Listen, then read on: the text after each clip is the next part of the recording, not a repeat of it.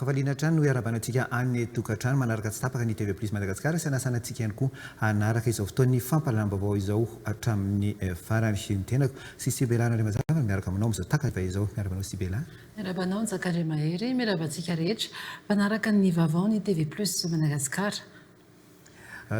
Ny vaovao tapany voalohany ary notendren'ny filohan'ny fiadidina iombonana ho an'ny fanavaozana Randrianirina Mikael ho praiminisitra ny tolakandro teo avy amin'ny sosokevitry ny solombavam-bahoaka i Eritsalama Rajaonarivelo.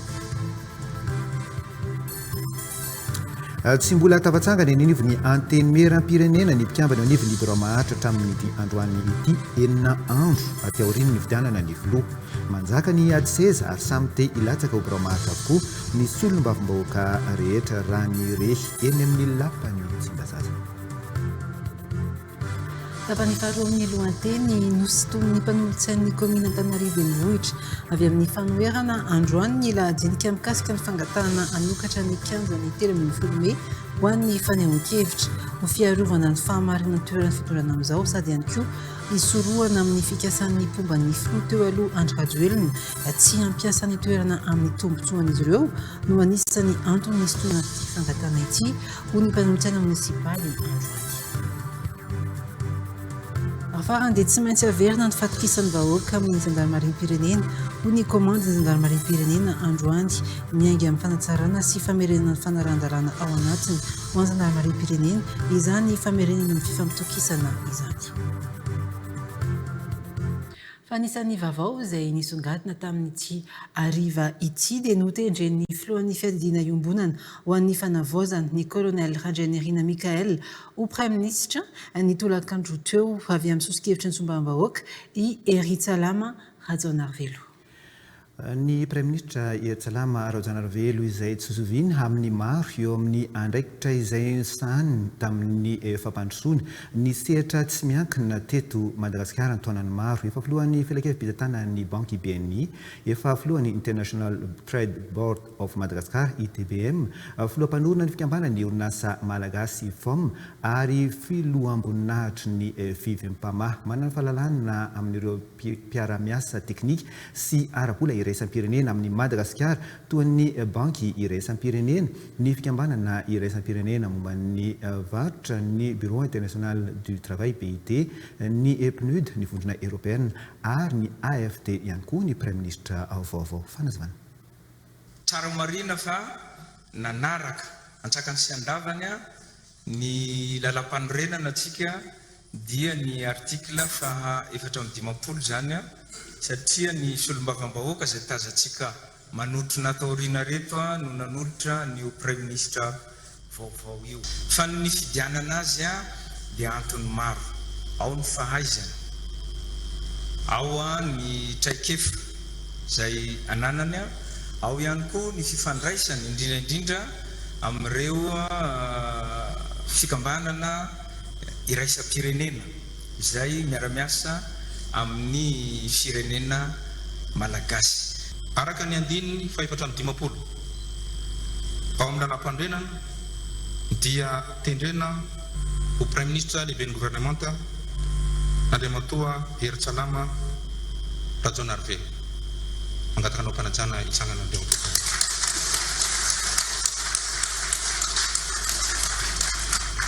Koa toy izao ny mombamomba azy izay atombotsika amin'ny fiofanana sy ny maro-pahaizana mifanaraka amin'izany. Ny taona 576 dia nisitraka ny diplôme d'études approfondies en économie industrielle et de l'emploi tao ny Université Toulouse 1 tao en France ny tenany. Toy izao koa ny traikefa izay nosahaniny nanomboka ny taona 2 sy 4. Andriamatoa Prime Ministre dia manana fahaizana manokana sy traikefa eo amin'ny resaka varotra iraisam-pirenena. Manana ny mari-pahaiza manokana koa izy ary pahay toe-karena industrialy sy fananan'asa ary indrindra fahaizana ihany koa eo amin'ny lafiny ny sehatra tsy miankina amin'ny fanjakana na ny secteur privé. Izany dia ny sehatra fiaraha-miasa nisy niaraka tamin'ny Banque mondiale na ny Banque iraisam-pirenena, ny programme des Nations Unies pour le développement, ny Banque africaine de développement ary eo ihany koa ireo mpamatsy vola iraisam-pirenena manerana an'izao tontolo izao. Ankoatr'izay dia misehatra asa samihafa teto anivon'ny tany sy ny fanjakana ary mpikambana sy filoha filakevim-pitantanana teo amin'ny sehatra maro samihafa toy ny Banque BNI Madagasikara amin'ny maha filohan'ny filakevim-pitantanana ary torak'izany koa ireto sehatra maro samihafa izay hotononoko toy ny fikambanan'ny orinasa malagasy, ny groupement des patronats des petites et moyennes entreprises eto Madagasikara, International Trade Board of Madagascar, ny compagnie assurance et réassurance omnibranche na aro eto Madagasikara, ny galana raffinerie, ny hosti, ny DBM sy ny sisa sy ny sisa.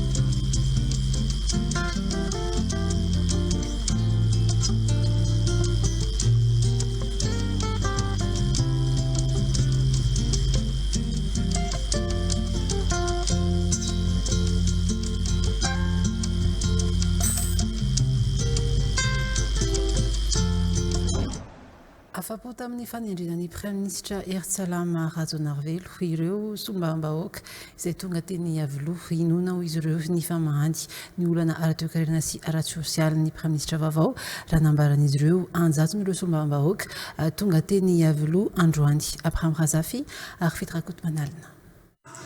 Ny voalohany finaritra sofotely izy dia rahan'izay rahaba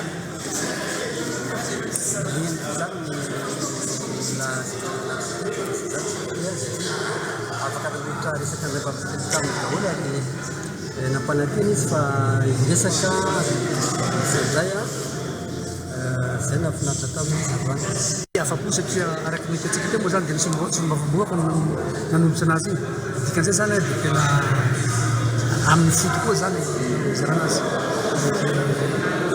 hitantsika araky ny efa nazavana teo fa manana traikefa zany izy mety miatrika amin'ity firenena ty be zavatra efa natao indrindrindra resaky ekonomika ny nonavy zany fa mitondra avo amin'ny firenena ty ary mitondra fanavaozana tokoa ho an'ity misondrarantsika ty firenena vaovao. Mino aho fa araky izay etaeta zay nitakiny tanora zay manantena fa isy fiovany marina ty toedrana fa indrindra am'izao somary mampareforefa antsika eto Madagasikara zao. Aminay eo Morafenibe eo za moa député district Morafenibe dia aminay eo misy an'ilay Will Lourdes zay drandrana avy eo Tsimororo hoentina maka aty zay anisany manodina ny jirama raha ohatra ka mipetraka ara-dalàna tsara ilay fitantanana anazy. Dia zay ny fampiresahany teo dia izy moa niteny tamiko hoe andraso fa mbola iaona antsika dia hijerentsika ahoana ny fomba andrana zay.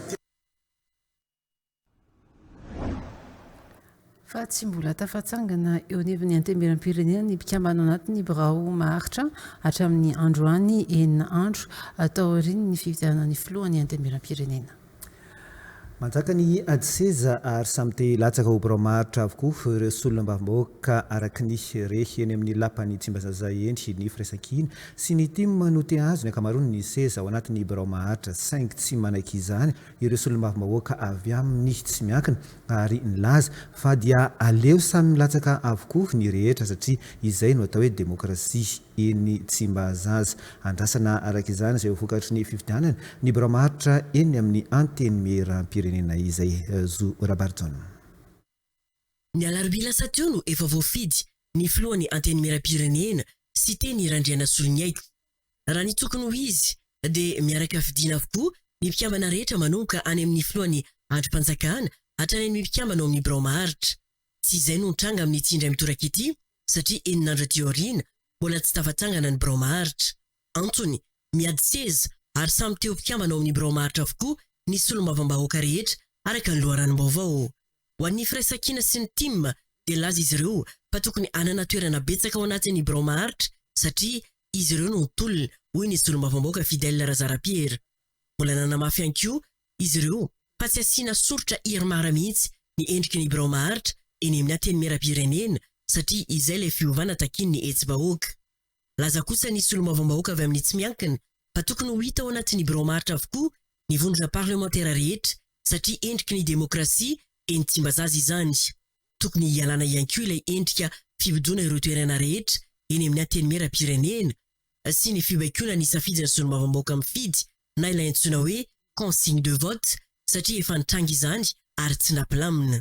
Mianjandroa tanteraka ny tady eny amin'ny anteny miram-pirenena ary misy aza solombavambahoaka milaza fa tokony hosokafana malalaka ny filatsako fidiana ary samy afaka milatsaka avokoa ireo rehetra solombavambahoaka maniry ilatsaka ao amin'ny birao maharitra.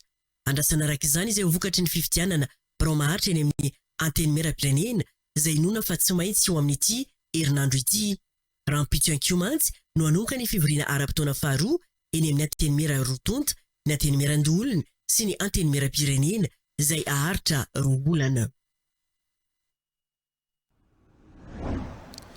Hitsana amin'izay lafin'ny politika izay hatrany isika nisy tomin'ny mpanolotsainy ny komina Antananarivo renivohitra androany ny lahadinika mikasika ny fangatahana anokatra ny kianjan'ny 13 Mey ho an'ny fanehoan-kevitra.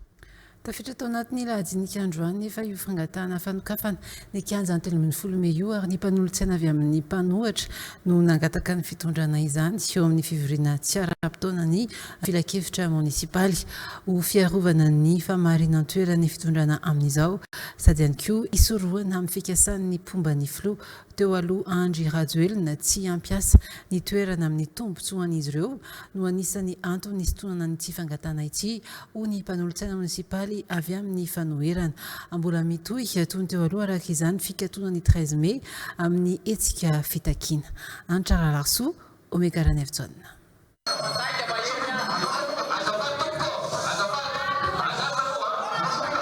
Tanterahina manomboka androany ary haritra 3 andro eo amin'ny komina Antananarivo renivohitra ny fivoriana tsy ara-potoana ny filakevitra munisipaly. Nisy zao fivoriana tsy ara-potoana izao taorian'ny fangatahana mpanolotsaina 20 isa nangataka amin'ny andiniana ny fangatahana amin'ny fanokafana ny kianjan'ny 13 Mey amin'ny hetsika fanehoan-kevitra. Ho andreo avy amin'ny fanoherana ihany nefa io fahalalahana nangatahan'izy ireo io hoy Clémence Rarnerine. Nitaky ny sokafany toerana ho an'ny lafikery rehetra kosa ny avy amin'ny mpanolotsaina pomba ny fitondrana teo aloha. Ao sokafantsika be ho an'ny rehetra tsy région eny amin'ny politika amin'izao fotoana izao fa ny any ao amin'ny izay ny fahafantarako azy sa hoe matahotra nareo hoe raha sokafantsika dia ho avy eo no irimarina fa ho loza matana. Tsy nanaiky izany ary nisintona ny fangatahana sy ny tsy andiniana izany ao anatin'ny lahadinika ny fivoriana tsy ara-potoana ny mpanolotsaina avy amin'ny fanoherana. Défendre an'ilay fangatahana izy comme si eritreretin-dry zareo fa ho ampiasain-dry zareo ilay fangatanay mba hahafahan'izy ireo indray mampiasa an'izany ho an'ny intérêt any rapitso. Noho ny fahitanay an'izany zavatra manahirana izany dia izay no antony natonga ny nanapa-kevitra ho an'ny stabilité an'ny firenena manoloana an'izao fitondrana vao mipetraka izao sy ho an'ny hoe fiahiahinany tsy ampiasana ny délibération izay raisinay fanoherana ho ampiasain'olo-kafa dia izay no antony natonga nay hoe fahendrena angamba ny fisotonana an'izany fangatahana izany. Nesorona tsy ho anisan'ny lahadinika araka izany io fanokafana ny kianjan'ny 13 Mey io. Mbola anisan'ny teraka fifamalinana nandritra ny fivoriana androany sy nitarika ny fanesorana ilay lahadinika mikasika ny kianjan'ny 13 Mey ihany koa ny resaka mandeha amin'ny fisian'ny vola be ka saina ho aparitaka iantsona olona na hohetsika. Herinay hoe misy vola 10 miliara ketriketrianareo any izay nividiananareo olona amenonareo 13 Mey. Mbola mikatona ho an'ny hetsika fitakiana toy ny teo aloha araka izany ny kianjan'ny 13 Mey. Fa tsy maintsy averina ny fatokisan'ny vahoaka amin'ny jandarmarim-pirenena ho ny commande jandarmarim-pirenena androany.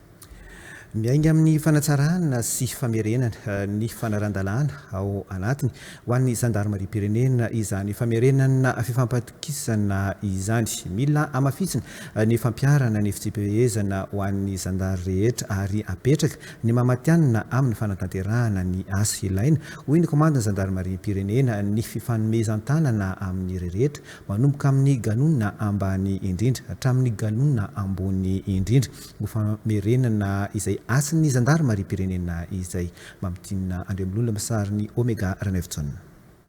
Anova afamindra ary anatsara ireo lesoka hita ny eo anivon'ny jandarmarim-pirenena hoy ny komandany tao aorian'ny nandraisan'ny fibaikona manoloana ireo fihetsika na azahoana kihana maro no iseho nandritra ny etsy-bahoaka misy ireo fanatsarana tsy maintsy hoentina ahafahana manarina izany hoy ny komandany jandarmarim-pirenena androany nanome toromarika ny amin'ny tsy maintsy anajanona sy ny fanantanterahana ny asa mifanaraka amin'ny lalàna ny Général Mamelson Mine Nonosy ahafahana mamerina ny fahatokisan'ny vahoaka ny jandarmarim-pirenena.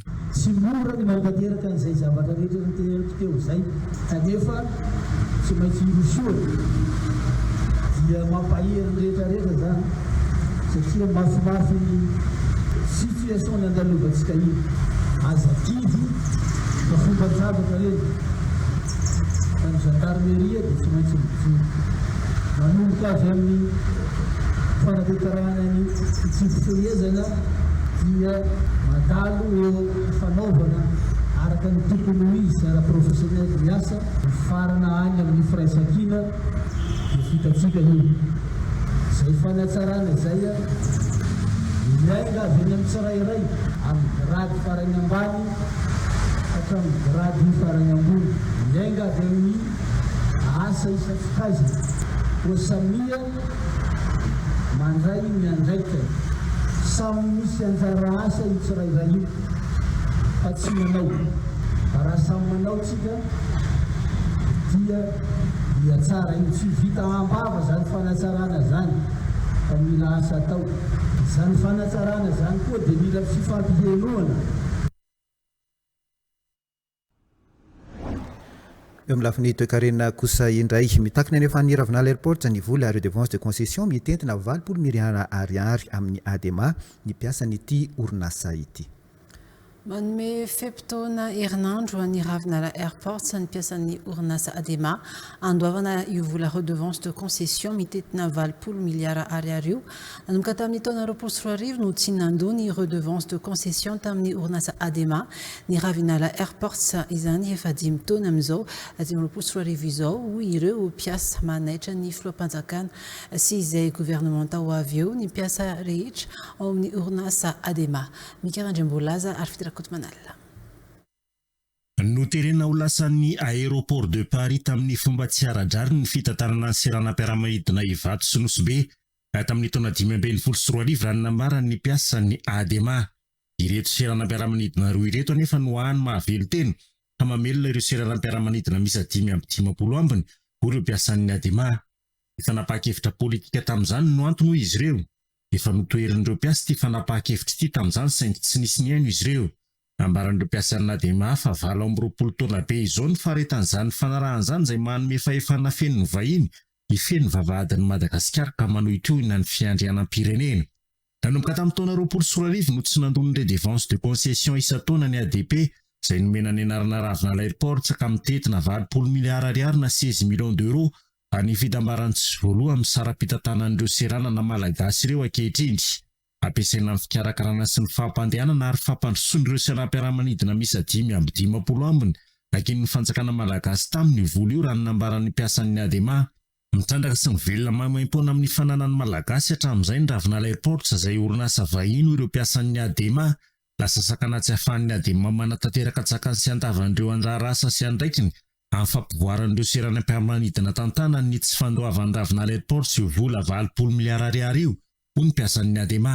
Ny tsy fanefany io redevance de concession io dia lasa sakana tsy ahafahan'ny ADEMA izay orinasa malagasy manatanteraka tsakany sy andavany ireo anjara asa sy andraikiny.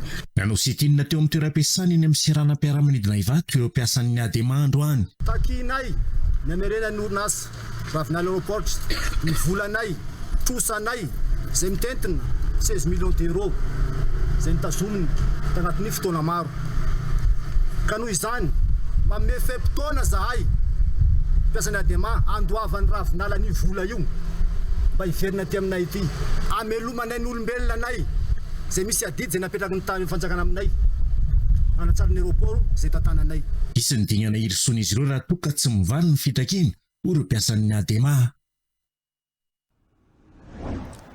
fa mitaky ny fanesorana an-tale général-ny JIRAMA ireo syndicat-ny mpiasa eo anivon'ity orinasa ity.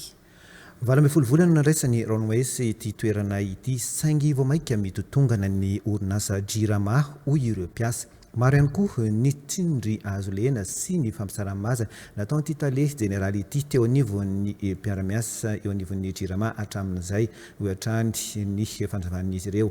Tsy manaiky ny sata vaovao navoaka tamin'ny volana aprily 2022 lasa teo ihany koa izy ireo satria manantanina ny privatisation izay natao tombotsoa an'olom-biditsy izany. Romy Armanana fetrandrimanantsara. Ny olana jirisondrano no olana fototra eto Madagasikara nahatonga ny fitakina sy izao fanovana izao ireo syndicat-ny mpiasan'ny JIRAMA. Ekerizovana izy tokoa ny tsy nahavita ny asa sy ny anjara andraikitra napetraka taminy indrindra ireo mpitantana ambony teto ny firenena. 12 volana tokoa mantsy izao no nipetraka teo amin'ny toerany tale général Ronwes. Asaingy vao maika andotonga n'ity orinasa ity ho iatrany ny syndicat-ny mpiasan'ny JIRAMA. Ity kelan'izay ihany koa dia nanjaka ny tsindry azo lena sy ny fampisaram-baziny ireo mpiasan'ny JIRAMA. Noho izany indrindra no nahatonga azy ireo mitaky ny fanesorana ity tale général ny JIRAMA ity. Momba ny tale général mila manao jeritotika izy valo ambin'ny folo volana tsika zay natao teto zay nitondrany JIRAMA. Ay JIRAMA amin'izao mitombony tosi mihoatra ny fandaniana nososena sy natao tsindry azo lena ary nosarasarana ny mpiara-miasa. Teto JIRAMA zany manome karama zay be dia be tokoa dia miopapana zany karama zany. Tsy miandry asorona izy fa mila miala. Raha tsy zany zahay manala azo amin'ny toerany voaka malagasy manala azo amin'ny toerany. Izy sy ny ekipany. Tsekiny izy ireo ihany koa ny sata vaovao izay navoaka tamin'ny aprily 2024 lasa teo. Ity sata vaovao ity izay manantanina ny privatisation sy natao tombotsoan'olom-bitsy. Raha ny fanazavana ny sata teo aloha ihany araka izany no isahana mandra-pavita ny sata vaovao mety ho an'ny firenena.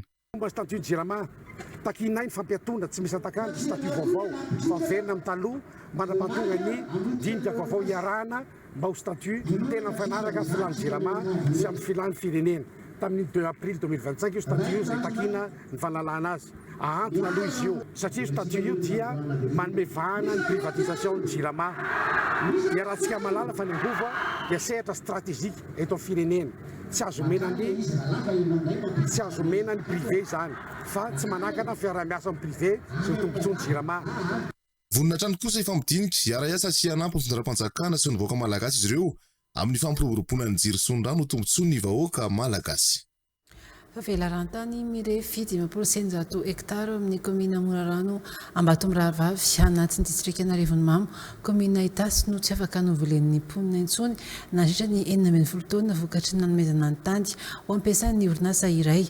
Mponina misatrany amin'ny 7 isa miparitaka amin'ny komina 3 mandinina nefa no tompony io velarantany io ary tsy nahazo fanonerana tamin'ny nakany tan'izy ireo manoloana ny tranga sy ny tsy fisiny fidiram-bola ho an'ireo tantsaha dia niditra tamin'ny famafazana vary ny toerana omaly ireo tantsaha ireo. Antrano Lalarso mekarany efijanona.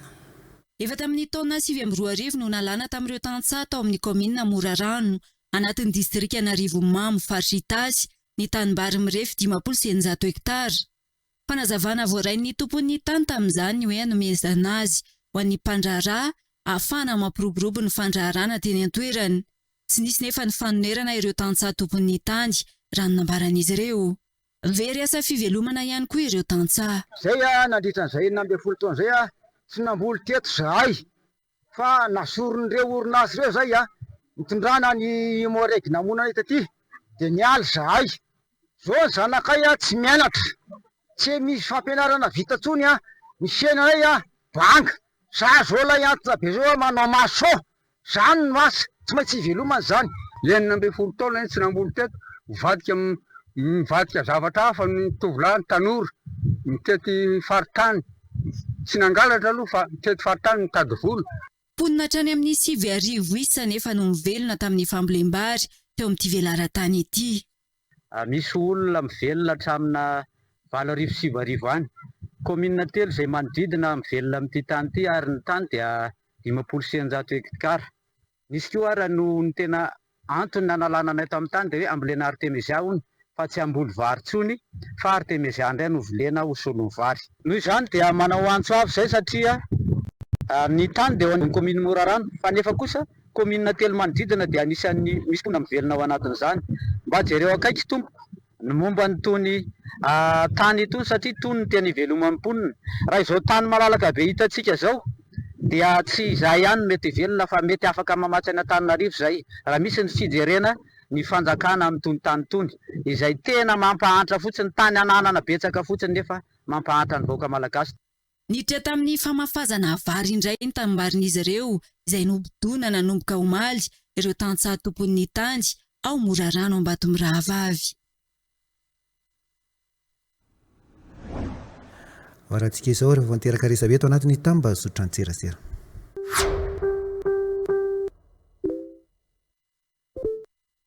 Ny pejy malagasy miaraka mamindra mampafantatra nanambara atao amin'ny RFI ny ministry ny Eropa sy ny rarambahiny Frantsay Jean-Noël Barrot fa mivonona amin'ny fanohanana ny fitondrana vaovao mijoro eto Madagasikara izy ireo miaraka amin'ireo vondrona rezionaly aty Afrika. Ny pejy FMF mampafantatra fandraisana sy fanampiana ireo ancienne gloire. Anisan'ny sitraka ny prize money ihany koa ireo mpilalotranay nitondra avy ny voninahim-pirenena tamin'ny kitra malagasy izay misy 770 araka ny lisitra izay voaray teo anivon'ny direction technique nationale. No amafisy ny filohan'ny fédération moa fa mitohy isataona izany fanampiana ho an'ireo kitany baolina kitra malagasy ireo izany. Ny pejy La Chasse Info mampafantatra voaroroy ho nanodina ny vola tokony hanampiana ankizikely aty Madagasikara i Dylan Thierry influenceur ho ny gazety BFM TV Le Parisien. Ny pejy Chasse Info mampafantatra omeo ireo mpilalao sy ny staff rehetra ny 100 anjarany. Nanao live Ivoavy Paulin sy Fanny Vima Andry Atsimo mpilalao tao amin'ny Baria teo aloha mikasika ny prize money tokony ho azon'ny mpilalao tamin'ny tranony. Tsy mifanaraka amin'ny vola mifanarana hoe 100 ho an'ny mpilalao, 700 ho an'ny fédération na ny vola tonga any amin'ny compte-ny mpilalao izy ireo. Tsy tokony nisy izany resaka droit TV izany araka ny nambaran'ny Fanny Vima.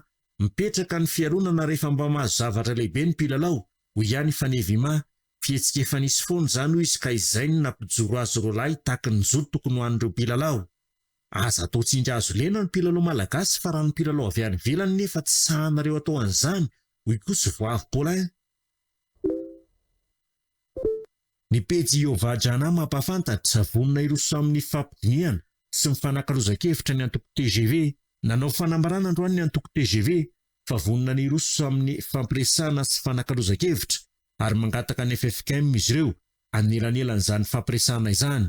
Malagasy iray isika ary anisan'ny kolotsaintsika ny fandalanana ny firaisan-kina sy ny fihavanana koa ny firisoana amin'ny fampiresana sy fametrahana ny fitoniana ny lalaka zorana ivoahana amin'izao krizy izao hoy izy ireo.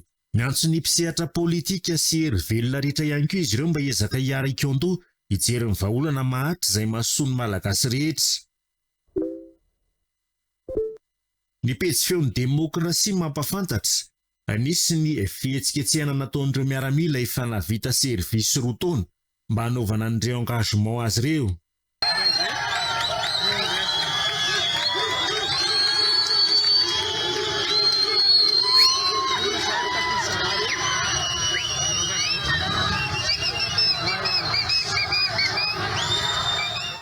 Ny pejy poste avancé vodivorona brigade Fenorivo mampafantatra tsy namaly azy chef ten rehefa narabainy dia novonony. 12 andro tateorina tratra ny gendarmerie ilay namono an'ny chef ten Aimé teny vodivorona tamin'ny fomba finoababiny ny 7 oktobra lasa teo. Ratsaivina dia tsatoka antsy folo tamin'ny lositenga tratra ary lamosina tsetsina chiffon jaune ny vavany ary faneporana tamin'ny ondana no nahazo an'ny chef ten. Ny aikin'eloka vitany izy ary nilaza fa tsy namaly azy ho ny chef ten rehefa arabainy ka izany no nandrisika azy angalatra tao aminy. Ny pejy 24 Tireseto mampafantatra efa andalam-pananganana ilay raffinerie de pétrole lehibe i Niger amin'izao fotoana rehefa avy nandaka ny Frantsay sy ireo tandrefana rehetra izay nanjakajaka tamin'ny fitrandrahana ny petrolina teo amin'ny taniny hatramin'izay. Tsy eken'ny Niger intsony ny fitrandrahan'ireo Frantsay sy ireo Amerikanina ireo gisement de pétrole ao Niger ka manondrana ny baril de pétrole any amin'ny firenena tandrefana. Raisin'ny fanjakana Nigerianina tanàna amin'izay ny fitrandrahana ny erem-pireneny ary ny famokarana pétrole, essence, asphalte, kérosène izay manodidina ny 100 000 baril isan'andro eo ny pétrole ho vokarin'ity raffinerie de pétrole ao Niger ity ary afaka mamatsy ireo firenena afrikanina rehetra mpiambana ao amin'ny AES na Alliance de l'État d'Afrique du Sahel toa ny Burkina Faso sy Mali. Afaka isitraka pétrole, essence, kérosène mora sy takatry ny fahefa-ny vidin'ny afrikanina rehetra ao amin'ireo firenena ireo ny vidin'ny 2 litatra. Ny antsika eto Madagasikara moa dia mbola anjakazakan'ireo orinasa tandrefana izay ihany ny Frantsay sy Amerikanina avokoa, ny Total, Jovena, Galana, Shell ary voatery mividy pétrole sy essence faran'izay lafisika satria mbola amin'ny pétrole ao amin'ny firenena toa ny Niger sy ny sisa ireo ihany anotrandrainy ary averiny amidiny lafo dia lafo indray amin'ny afrikanina aveo. Dingana lehibe ho an'ny fampandrosoana ny Afrika izao fananganana raffinerie de pétrole lehibe ao Niger izao. Marihana fa manana gisement de pétrole betsaka ihany koa i Madagasikara, indrindra amin'ireo îles éparses sy eto amin'ny tanintsika mihitsy, ka ny olana tsy maintsy tokony van'ny fanjakana aingana dia ny eo amin'ny sehatry ny famokarana angovo na energia ahafahana miroso amin'ny industrialisation any Madagasikara amin'izay toa an'ireo firenena afrikanina efa mandroso toa ny Niger, Burkina Faso ary Mali izay niala tanteraka tamin'ireo tandrefana rehetra izay mpanjana karaha-toe-karena ireo. Ny raffinerie d'or lehibe moa no efa natsangan'izy ireo voalohany izay vao ity raffinerie de pétrole lehibe ity.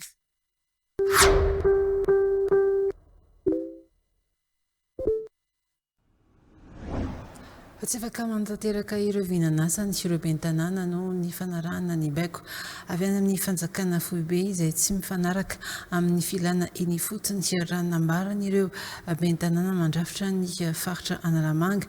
Anisan'ny andrasan'ireo ben'ny tanàna ireo amin'ny fanjakana mijoro amin'izao ny fanaovana rafitra ka anankinana ny ministera misahana ny finanjaram-pahefana amin'ny ministera misahana ny tetibola raha ny fanambarana nataon'ireo ben'ny tanàna ireo andro Elisa Herman sy Eric 900. Rafitra tsy naomby ny fanambarana ny ministera ny atany amin'ny fisinjaram-pahefana ho ireo ben'ny tanàna mandrafitra ny faritra Analamanga. Tsy afaka nanantanteraka ireo vinanasa tamin'ny fampelezan-kevitra ireo ben'ny tanàna noho ny fanarahana ireo baika avy amin'ny fanjakana foibe izay tsy mifanaraka amin'ny filana eny fotony. Ireo ben'ny tanàna nefa no mahafantatra ny zava-misy eny fotony tsy afaka mampandroso ny tanàna ho ireo ben'ny tanàna. Tena tsapanay sy hitanay fa ny ben'ny tanàna no afaka mampandroso io tanàna io fa tsy ny fitondram-panjakana avy aty ambony aty. Noho izany ny tena fanirinay dia hoe ny hevitra miainga avy any aminay ben'ny tanàna ambanivohitra dia hoentinay aty amin'ny tompon'andraikitra ambony irahana mandinika, irahana manatanteraka. Anisan'ny sosikevitra narosony ireo ben'ny tanàna ireto ny anakinana ministera misahana fitsinjaram-pahefana amin'ny ministera misahana ny tetibola ary ananganana ny corps des administrateurs territoriaux. Miainga avy any amin'ny finance foana ny famatsiana eny fotony dia raha ohatra izy ka tafaraka amin'ny aty tany le fitsinjaram-pahefana dia lasa misy dingana maro be satria ohatra raha isika fotsiny makasika amin'ny fahasalamana dia mbola makany amin'ny ministera amin'ny fahasalamana iny mbola misy fampidinina any zay vao mipitapita zay vao mivoaka aty aminay ny vola dia ao anatin'izay zany efa nisy rafitra tahaka izany tamin'ny fitondrany filodeteratsiraka dia zay ny hitanay aingana kokoa anampiana ny mpitantanay fotony eny anivonkomuna. Manao ny laharam-pahamehana nolazain'ny filoham-panjakana mahakasika ny sosialim-bahoaka ireto ben'ny tanàna ireto raha ny fanambarana izy ireo androany. Fasaika maro ireo tanora Gen-Z ny tramponja nandritra ny tolona nanomboka amin'ny 20 septambra iny raha tsy nandray fepetra anidy ny fonja manerana nosy ny fandrarana ny fonja raha nambarany senjika ny mpandrarana ny fonja androany. mbola mitokosa ny fitakiana ho an'ny teravitra ity mampanantena ama ny fitakiana moa ny filohampanjakana taorian'ny fiona ny mpandraraha ny fonja taminy raha ny fanazovan'izy ireo misy anefa ireo mamendro fendro ny mpitondra amin'izao fotoana izao mandoto io fitakiana io ka iantsony ireo mpandraraha ny fonja ny filohampanjakana aleo tena amin'ny fanapahan-kevitra izay horaisiny Eliza Hermana sy Erika Renefson. Misy ireo olona mamendro fendro ny mpitondra amin'izao fotoana izao mahakasika ny fitakiana momba ny fametrahana sekretera-mpanjakana miadidy ny fandrarana ny fonja raha nambarany sendika ny mpandrarana ny fonja efa nilaza vonona ary nampanantena amaly io fitakiana io anefa ny filoham-panjakana taorian'ny fifampiresahany ny telomiantaona tamin'ny sendika raha ny nambaran'izy ireo nanamafy ny sendika fa tsy zavatra vaovao io fitakiana sekretera-mpanjakana io fa efa nipetraka ny taona 170 teto Madagasikara ary misy any amin'ireo firenena vahiny toy i Maroc. Tsara mampatsiahy antsika fa tsy zavatra vaovao eto amin'ny firenena io fa efa nisy io zavatra io taloha tany amin'ny 1991 azo tanterahina tsara io ary eto dia miteny amin'ny Andriamatoa filoha aza manaiky fendrofendroan'ireo olona ireo ihany tsy nampandrosany firenena hatramin'izay indrindra ireo mpanao politika mpijapo terrain izay tsy hita nandritra izao tontolo nataontsika izao anatin'ny fandresena antsika izao vao tonga zareo manao sakaizan'ny mpandresy fa taiza zareo tamin'ny tolona ny mpandrarahany fonja ny joro ary anisany nampahomby an'izao tolona izao ary tsy ekenay raha ohatra izay no angadina ananana na zahoana izao fandresena izao ka izahay indray mitady atao zavatra ohatra izany tsy ekena izany. Anisany nampahomby ny tolona ny fanakatonana fonja nataon'ny fandrarahan'ny fonja manerana ny nosy hoy hatrany sendika saika maro mantsy ireo tanorany GNZ ny tramponja nandritra ireny tolona ireny raha ny fanazavany. Ireny zandy zanaka GNZ ireny besaka amin'izy ireny saika niditra tanaponja raha tsy nakatonay ny fonja izany no midika fa nanjaina indraikitra anay makadiry izahay tamin'ity tolona ity ary anisany natafapetraka n'izao fitondrana izao izahay. Tsy emotra moa ny sendika ny mpandrarany fonja raha tsy mivaly ny fitakiana raha ny fanamafisana izy ireo. Sosika dia naraka ireo fanehoan-kevitra nisongadiny tao anatin'ny fandarana demokrasia mivantana izay rahantsika amin'ny Radio Plus 100.2 FM. Demokrasia mivantana. Fandarana mivantana amin'ny Radio Plus 100.2 FM. Isanandro amin'ny sivy sasany maraina. Monsieur Jackie Vanilla Sour, mila mitandrina isika malagasy amin'izao zava-misy eto firenena izao. Asao sanatrika hivadika ady sivily. Samy vavaka ho amin'ny firenena. Raha zava-misy izao tena izany efa mino fa ny filohandro rajel le mangindra eo. Mbola manana ny eritreritany indreo satria maro misy aloha raha zavatra hitako sy tapako. Fa dia engany fa tsy tonga amin'ny ady sivily ty zavatra ty satria zao dia efa manomboka misy setrasetra sady. Any amin'ny misy tokantranon' olona le pomba filohandro rajel. Fa dia engany mba tsy tonga azy mila mitandrina antsika malagasy sy tsika izay milaza fa hitondra firenena izao mankasitraka indrindra tompoko. Demokrasia mivantana. Monsieur Arson Baipasy, mila manana faharetana kely ny malagasy mandeha miadalana ny fanovana.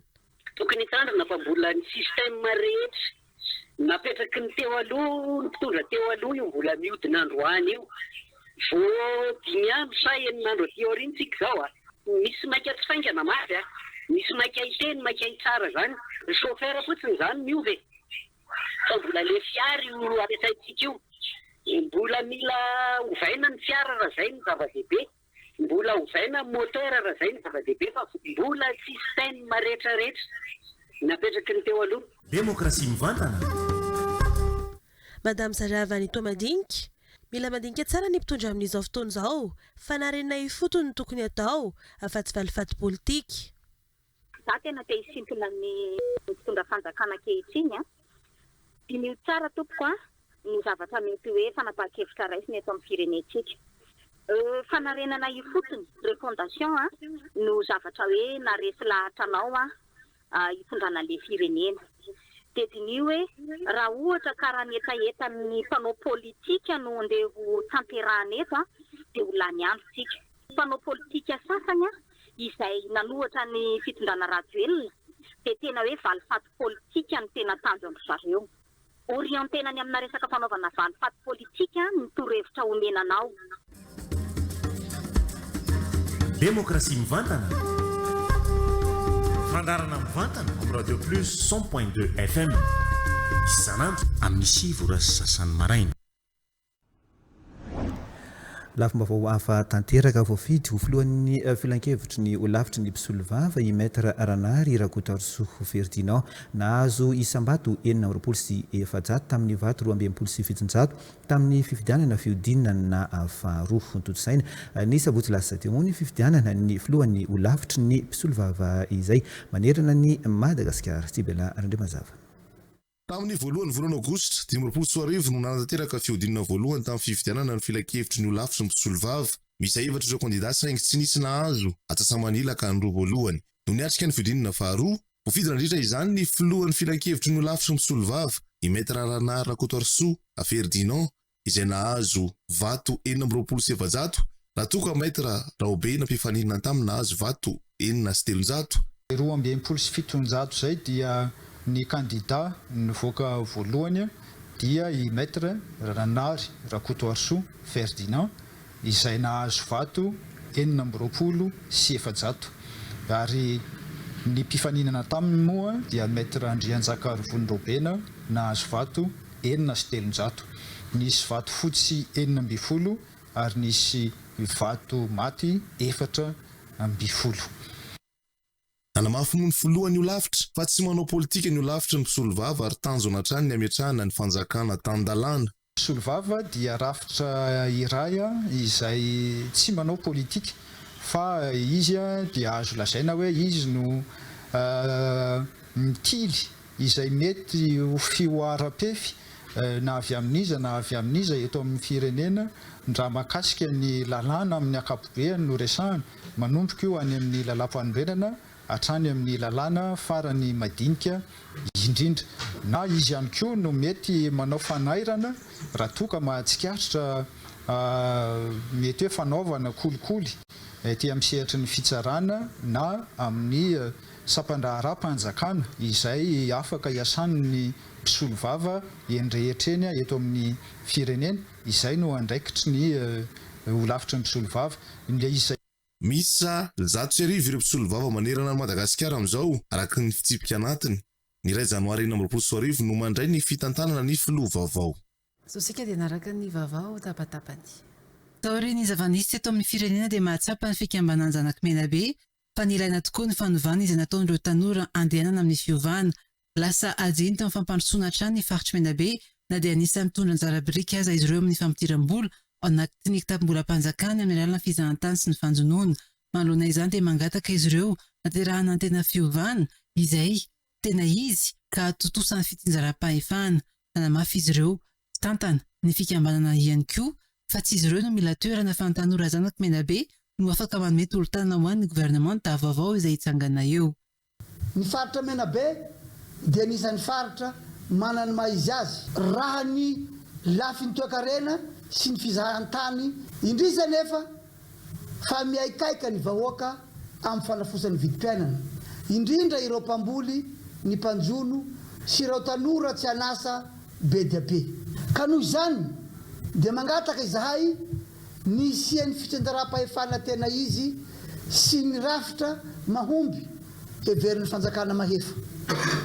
Fanomezan-danja anay Zanakmenabe amin'ny fitantanan-draharaha eto amin'ny tany sy ny firenena. Ny vonona iray ireo tanora zanaka ny faritra androy ka nanangana vovonana na platform ao anatin'izao fanovana rafitra izao. Ireo tanora rehetra avy amin'ireo distrika mandrafitra ny faritra Anosy no ao anatin'ny vovonana. Mbola misy ireo tsy ao anatiny amin'izao fotoan'izao ka hanetanan'ireo mpikambana ny fanatevenandaharan'izy ireo. Ny tondrana ny feotokana ho an'ireo tanora avy amin'ny faritra Anosy no antom-pisin'ny fikambanana. Natsanganay tanora izy io fa androany nanangananay azy ary anantsonay ny havana ma-région azy zay dia mbola miantso zahay tanora rehetrarehetra sy izay vonina iaradia aminay ao anatin'ny faritra Anosy indrindra ny solotenan'ny distrika zay mbola tsy tonga teto aorian'ity fivoriana androany ity dia mbola hanomana zahay zay miseho eto aloha reto hanomana fifidianana hitondra n'ity plateforme-ny Voix Unie de la région Anosy ity.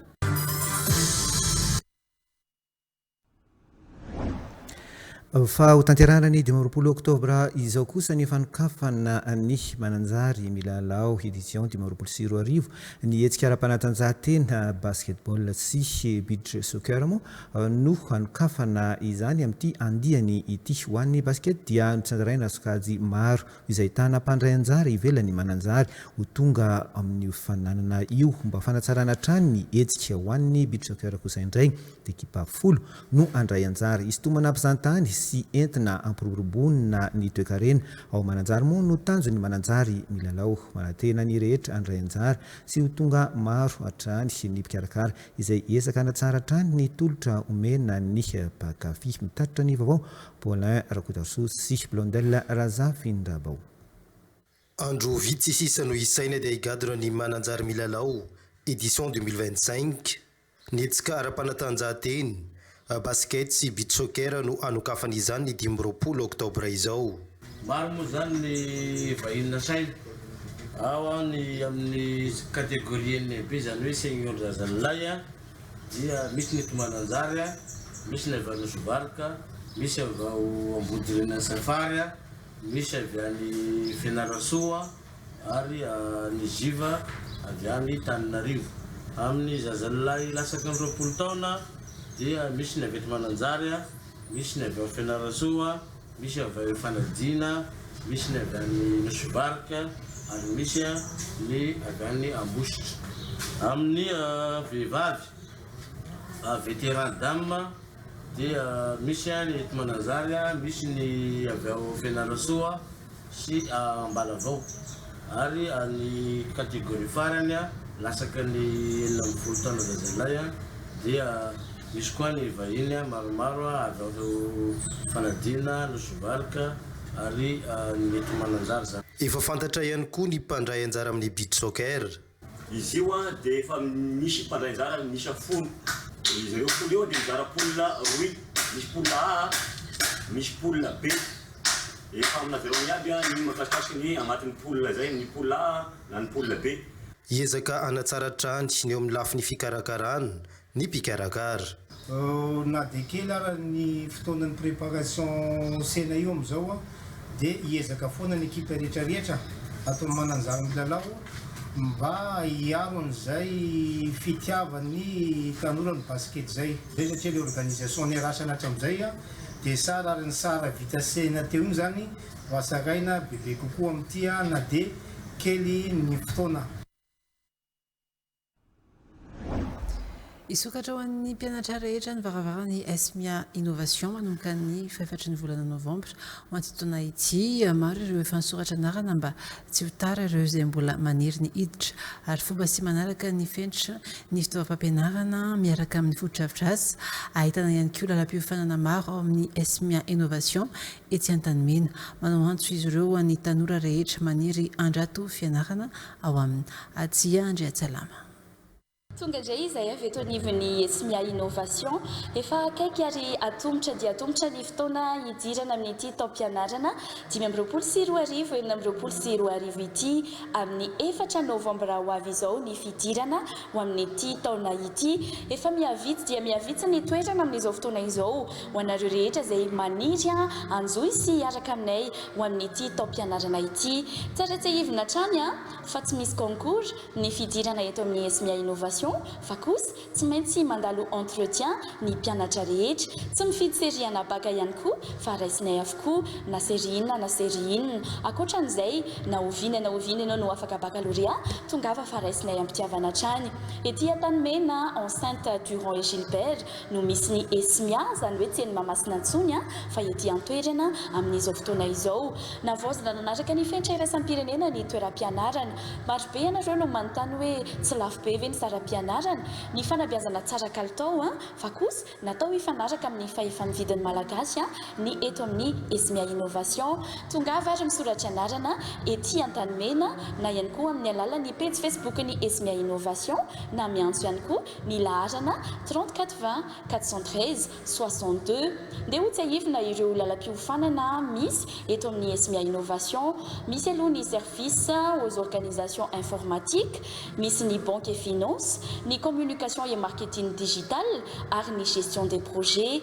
Ankoatran'izay anisany efa nafantaranareo anesy miatra amin'izay ny fahazahoana ny certificat international, eo ohatra ny certification canadienne izay sitrahan'ireo mpianatra.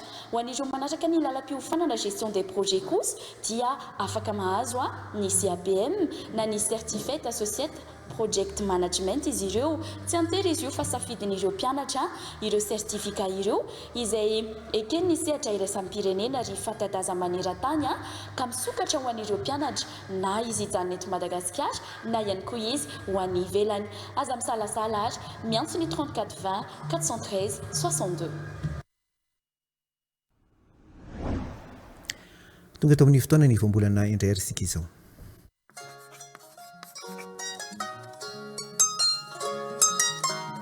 Noho ny hoentina mampiditra aton-javatra na fampitahana mitovitovy filaza amin'ny teny frantsay hoe à cause de raha antony na koa hoe par rapport à raha fampitaha.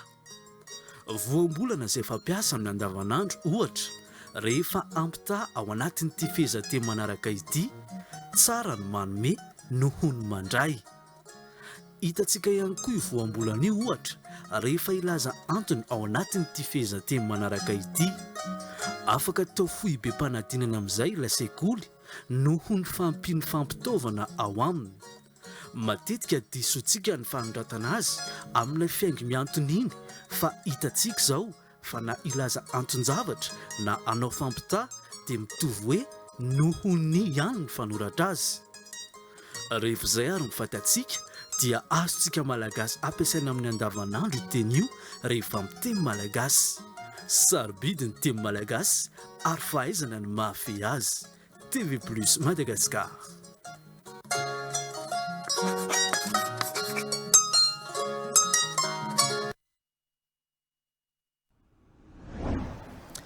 Anindray isika izao anaraka ny eo ara hoe. SMIA Innovation, c'est un écosystème d'apprentissage, des infrastructures à la hauteur de vos rêves, des espaces conçus pour créer, tester, grandir. Embrace change. Signe. Wow, Choco! Rose et sucré, Choco Pearls, cornflakes nature. Quel sera votre préféré? Fabriqué avec fierté à Madagascar. Nutrifood, mangez bien, mangez sain. Signe. Orange, Vanilla Now. Nulchawana. Moteur, action. Ina nefa tsy elanao. Tena le tombotombo matsimotsimoka eo amin'ny rioko. Irengeo ataoko mahita mihitsy zavatra olona bamba. Ina ka fahita mo ipetry ngamba la manao ohatra le fikany taloha reny. Haiko foana isaky tana to de mipempenina mihitsy tafaka. Bakirary ny alaiko rehefa anto de bakirary ndafatoro. Tonga fa ny pempenina. Fa meram-bola tonga de aletsiko daholo. Ao tsy tafatsanganao de zaho nankaty aminao iny mihitsy ao makafoka be sady mifitotoka foanao. De ringy fa tena teniko anao. Nalaiko amin'ny bakirary tonga fa any avy eo amin'ny de ozy. Botsay parakaja parakaja penda. Zany natao zany. Tsy manao zany fa nirazy manao zao molina. Tonga fa andray naletiko fa meram-bola. Efa ny apitsiny vo niantsana amin'ny telefôny.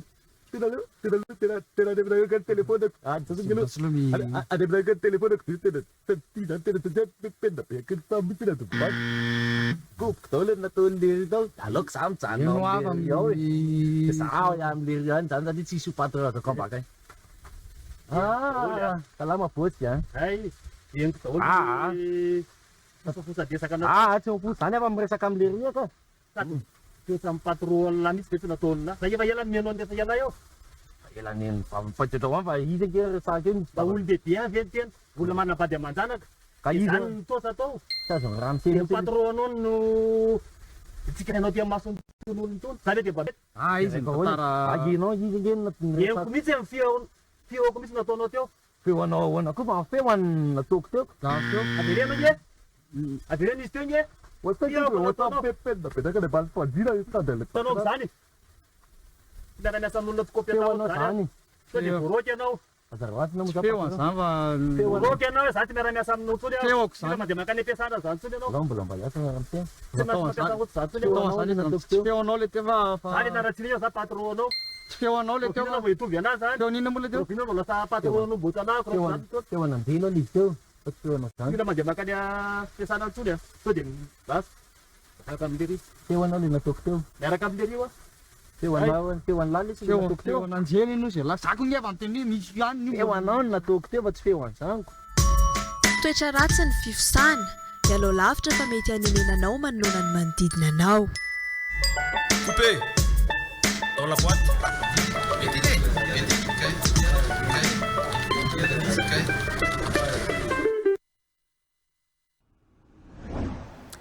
mikasika ny prize money an'ireo bariatranina no entiny sy belarany ndre mazavantsika ao anatin'ny songadina amin'ity takariva ity sy tena kosa mimetraka amin'ny veloma ho an'ny manaraka indray veloma maro tompoko.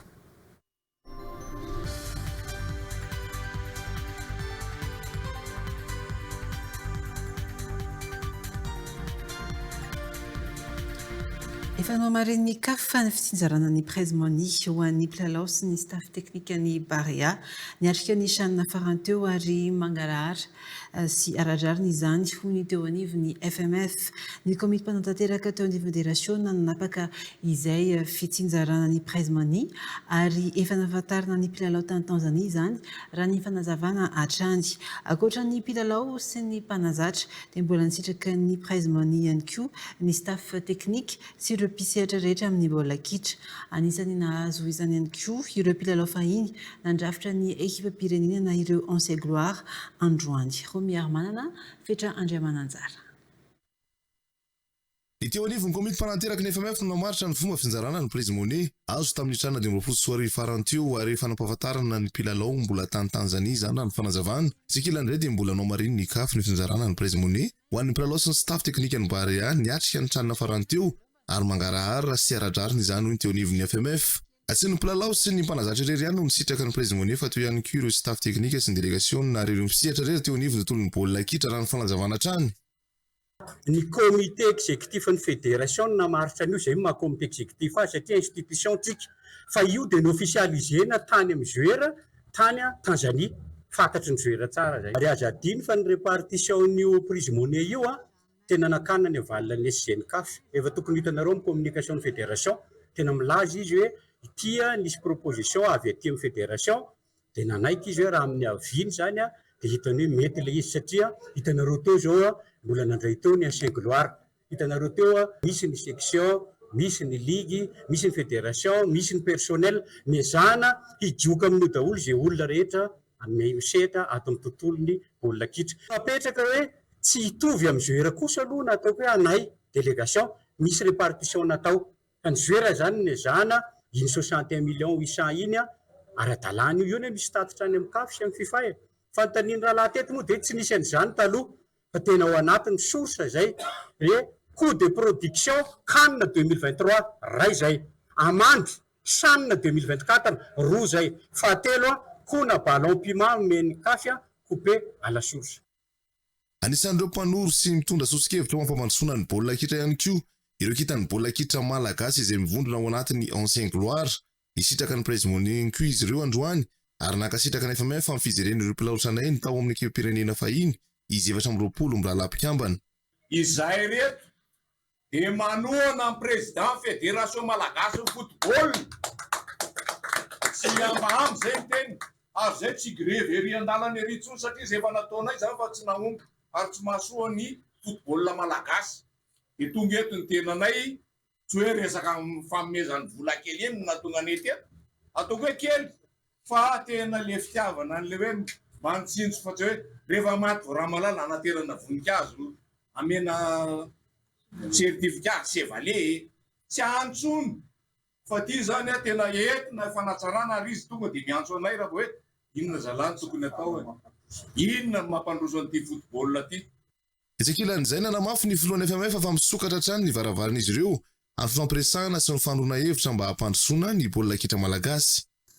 Eto dia hitondra fanazavana kely fotsiny hoe somaro nisy ngambany ataontsika hoe fahatarana tsy fahatarana ihany fa nefa kosany andeha amin'ny maha fédération malagasy ny football azy eo ambany fahefan'ny CAF eo ambany fahefan'ny FIFA andeha tsy maintsy maka ny hevitry ny CAF sy ny FIFA tsika noho ny fizarana dia prize money ty rehefa nahazo ny valiteny mazava amin'ny mailina avy antsika dia nozaraintsika amin'ny fomba mihaja ny fizarana ny président mino aho fa ialana tsiny ho an'ireo izay ataontsika hoe mety tsy tafiditra fombanao zavatra koa moa tsy mora fa fanatsarana foana nitsika ary mangataka hevitra avy any aminareo amin'ny fédération satria ny fédération dia association any rehetra ny fédération.